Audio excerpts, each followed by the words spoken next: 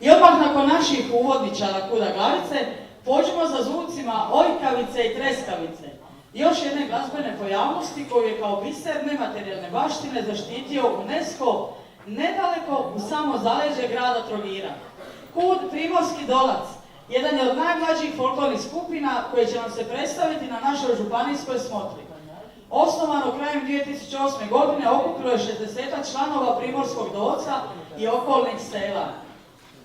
I mada su pjesmama i kolom svog zavičaja obišli nekoliko istaknutih smotri izvornog folklora u Republici Hrvatskoj, s radošću ističu kako im je podjednako zadovoljstvo ugostiti folklorne poklonike drugih krajeva u svom mjestu. Organiziraju tako večeri folklora kojima pokušavaju obogatiti kulturni život zavičaja i privući mlade da angažirano čuvaju svoje etno nasljeđe.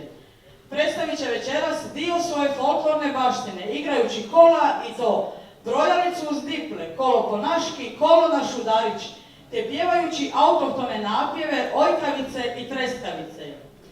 Pitaju me čija sam i diću, ja Dolačka, bila sam i biću. Primorski Dolac, pozdravljeni!